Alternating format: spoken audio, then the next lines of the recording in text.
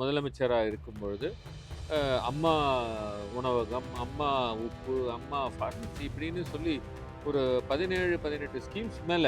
அம்மோனா சாமி பேருன்னு அவங்க சொல்றாங்க. இல்ல நான் வந்து நரேந்திர ஓகே. எம்ஓன்ற மோடி. ஸோ அதுக்கு தான் நமோன்னு வச்சிருக்காங்க. ஏன் அதிமுக இந்த வழக்க தாக்கல் செஞ்சது? நிச்சயமா இது வந்து சூசைடல் இல்ல. ம். பேரறிஞர் அண்ணா. அவரு பேரறிஞர் அண்ணா பேர்ல இருந்த ஸ்கீம்ஸ் இப்ப வேணான்னு சொல்றாரு அவரு ம். சண்முகம். அதே போல வந்து நீங்க கலைஞர் இருக்காங்க. அவர் பி சண்முகம் போட்ட வழக்குல அந்த உத்தரவை சிவி சண்முகமே வந்து வேண்டான்னு சொல்லக்கூடிய அளவுக்கு அந்த உத்தரவு நிச்சயமா வந்து எல்லாமே டேமேஜ் பண்ணும். ம். அவர் வந்து அந்த தமிழ்நாட்டில் இருக்கிற இந்த ஐடியாலஜிக்கல் லீடர்ஸ் மட்டும் இல்லாம அவங்க பின்பற்றி வர அந்த கொள்கைகளும் சரி, அவங்களுடைய தலைவர்களும் சரி, இனிமேல்ட்டு போடக்கூடாதுன்னு சொல்லி இல்ல, அவரே இந்த வா- உத்தரவு வாங்கி.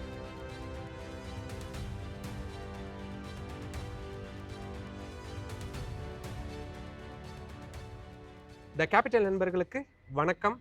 இன்னைக்கு தமிழ்நாடு ரிலேட்டடா சுப்ரீம் கோர்ட்ல ரொம்ப ரொம்ப முக்கியமான ஒரு வழக்கு வந்திருக்கு. அதுல மேஜரான பிரேக் த்ரூ அப்படின்றது நம்ம 2026 எலெக்ஷனுக்கு எந்த அளவுக்கு ரொம்ப முக்கியமான ஒரு சம்பவம் நடக்குமோ அதுக்கு ஈக்குவலான ஒரு சம்பவம் அப்படின்றது நடந்திருக்கு.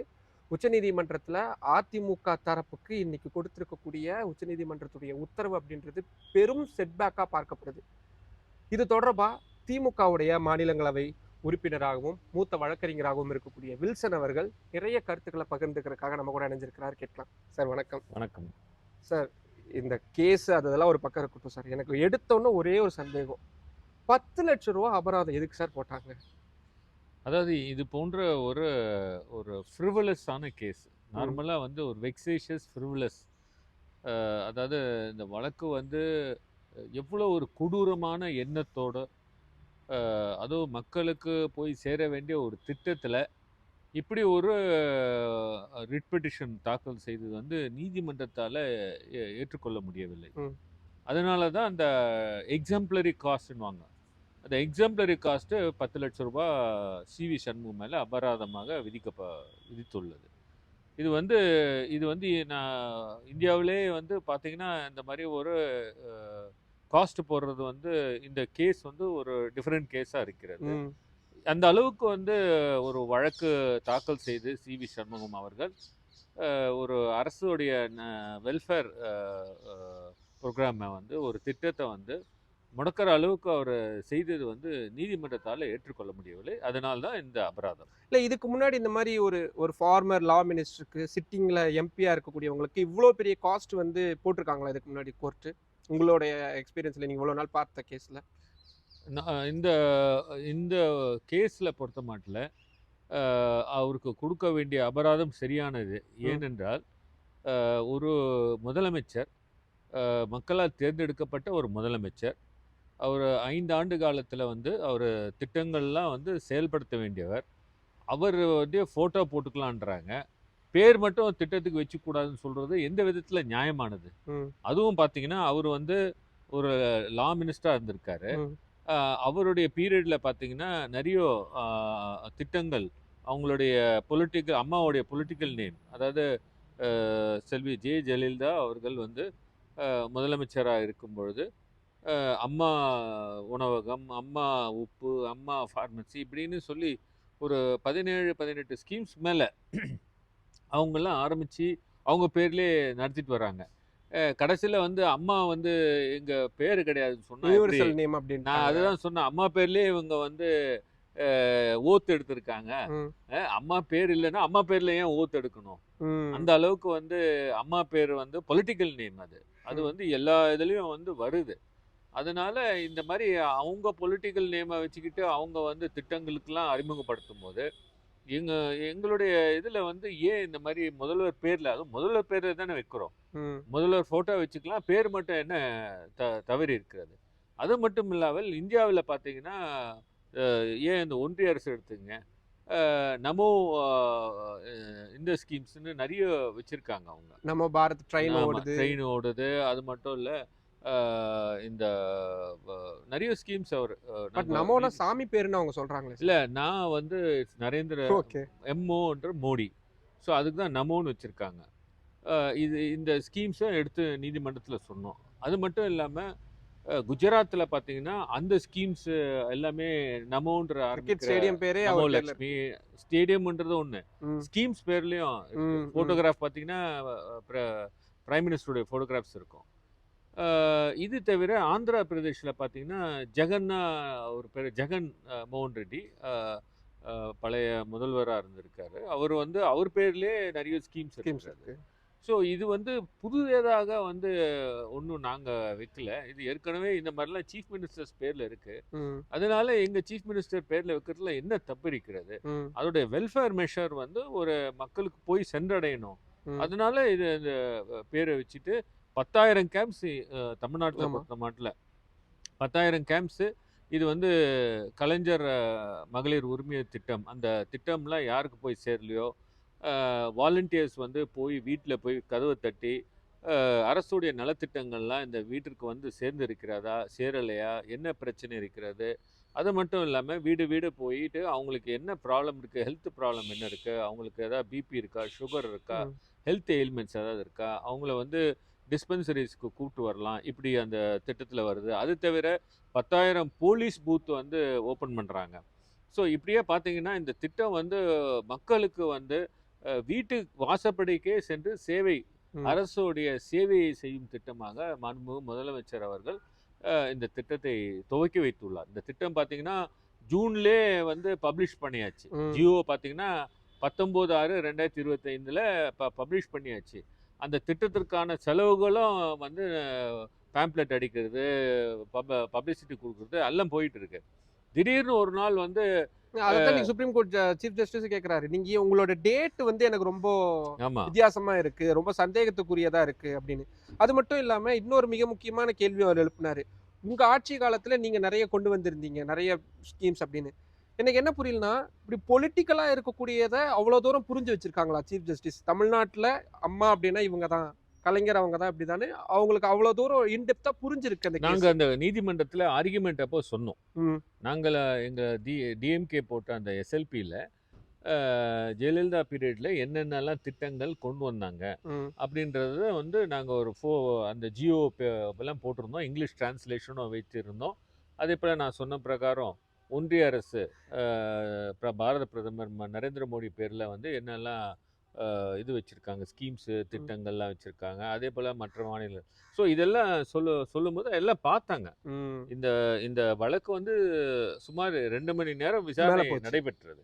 அதனால அவங்க ஃபுல்லி கன்வின்ஸ்டு. ம் அதனால தான் அந்த உயர்நீதிமன்றத்தில் இருக்கிற வழக்கை விட்ரா பண்ணி இவங்களே எடுத்துக்கிட்டாங்க. இவங்களே எடுத்துக்கிட்டு தள்ளுபடி பண்ணாங்க.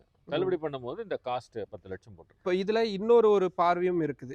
இப்போ ஒருவேளை இப்போ நீதிமன்றம் வந்து இல்ல தப்பு தான், உங்களோட ஸ்டாலின் பயன்படுத்தக்கூடாது, ஹைப்போதெட்டிக்கலா கேட்கலாமே, பயன்படுத்தக்கூடாதுன்னு சொல்லிட்டாங்க அப்படின்னா, அது அதிமுக அவங்களுடைய ஆட்சி காலத்துல கொண்டு வந்த திட்டங்களுடைய பெயர்களையும் பாதிக்கும் தானே? அம்மா உணவகம் அதெல்லாம் பெயர் மாற்றுவதற்கான ஒரு அப்படி இப்படி ஒரு சிக்கலான விஷயம் இருக்குன்னு தெரிஞ்சும் கூட ஏன் வந்து இவ்வளவு பொலிட்டிக்கல் ஒரு ஒரு கொதிநிலை இருக்கக்கூடிய நேரத்துல ஏன் அதிமுக இந்த வழக்கை தாக்கல் செஞ்சாங்க? நிச்சயமா இது வந்து சூசைடலுங்க. ம் இது அதிமுக இதுக்கெல்லாம் அவங்களுக்கு யோசனை பண்ணாங்களோ இல்லையோ, ஒன்றும் இல்லைங்க. நீங்கள் அம்மா உணவகம் எடுத்துங்க, அவங்க ஃபோட்டோ இருக்குது, அம்மான்றது அவங்க பேர். ம் பொலிட்டிக்கல் நேமே இருக்கக்கூடாதுன்னு சொன்னால் அந்த பேரை எடுத்துடணும். ம் ஒன்று. ரெண்டாவது, புரட்சி தலைவர் எம்ஜிஆர் அவர் பேரில் நிறைய ஸ்கீம்ஸும் இருக்குது. அது அது வந்து ஃபோட்டோவும் போடுறாங்க சில நேரத்தில். ம் இப்போ அது எடுத்தாகணும். ம் அடுத்தது பேரறிஞர் அண்ணா. அவர் பேரறிஞர் அண்ணா பேரில் உள்ள ஸ்கீம்ஸ் இப்போ வேணான்னு சொல்கிறார் அவர் ம் சண்முகம்.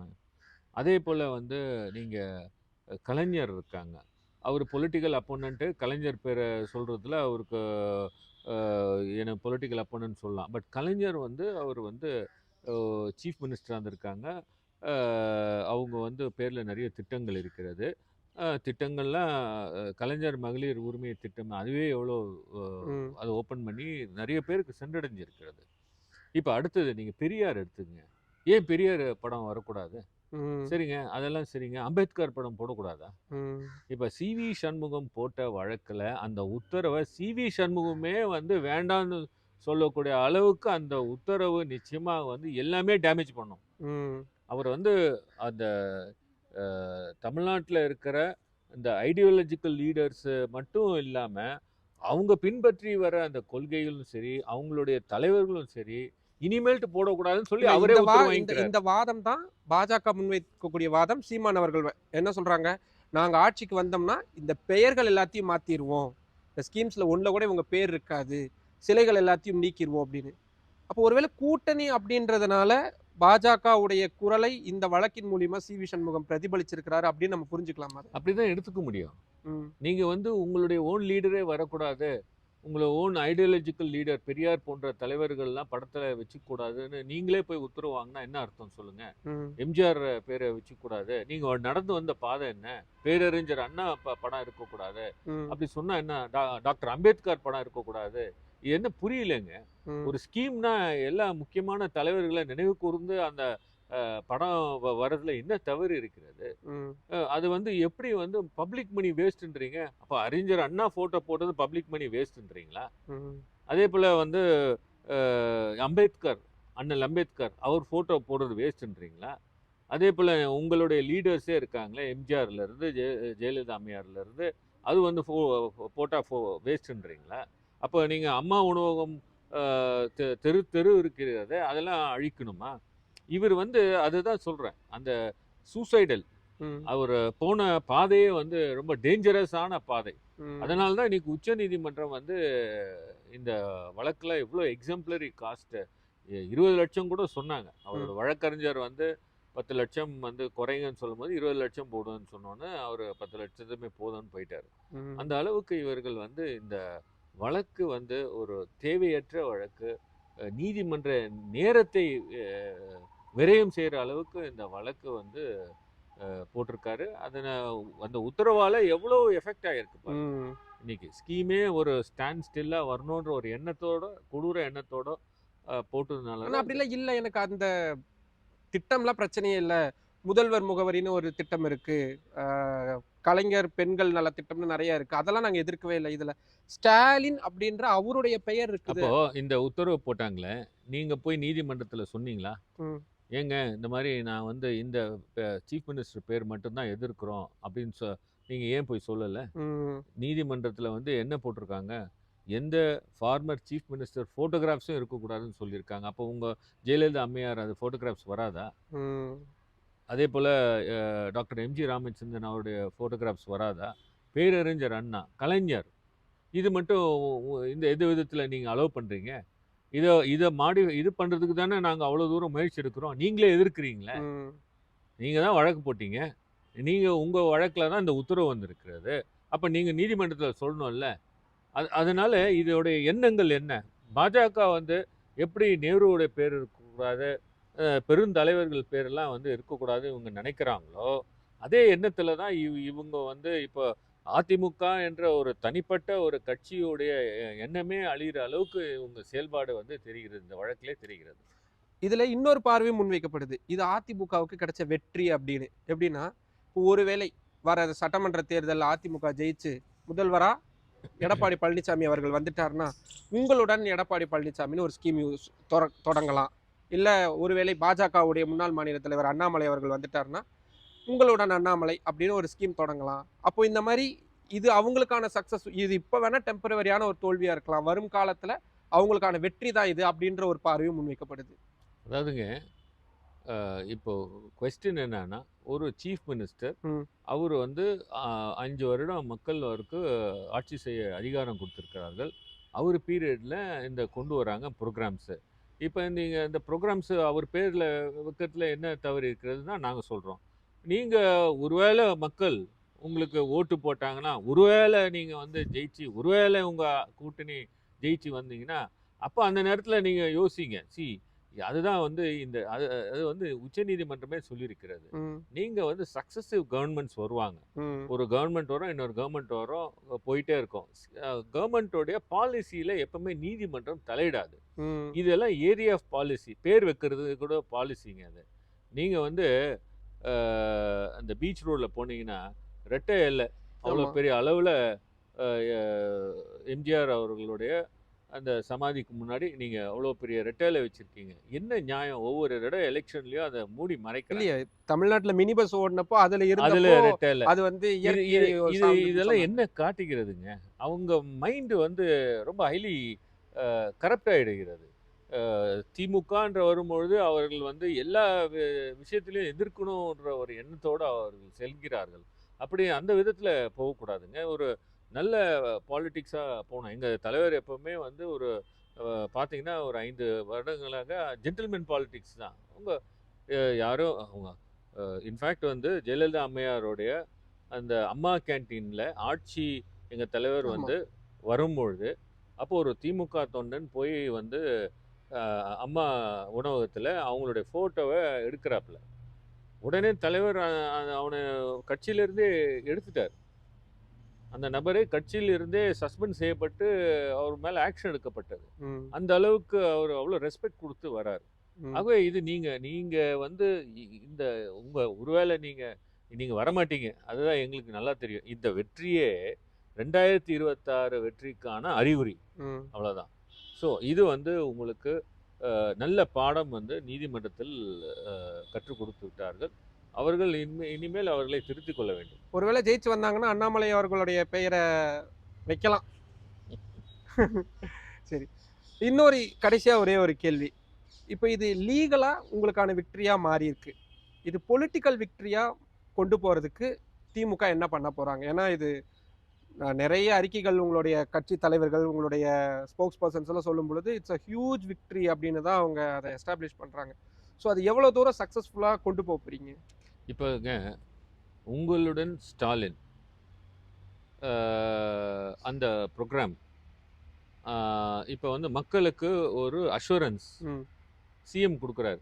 நான் உங்களோட தான் இருக்கேன், ஒரு அஷூரன்ஸ் கொடுக்குறாரு. அந்த மக்கள் வந்து சரி, ஒரு சீஃப் மினிஸ்டரே என்னோட இருக்காரு, அதற்காக வந்து இந்த என்டையர் மிஷினரியே வேலை செய்கிறது. அதற்காக தான் வந்து இந்த வாலண்டியர்ஸ்லாம் வீடு வீடாக வந்து நம்மளை வந்து பார்க்குறாங்க.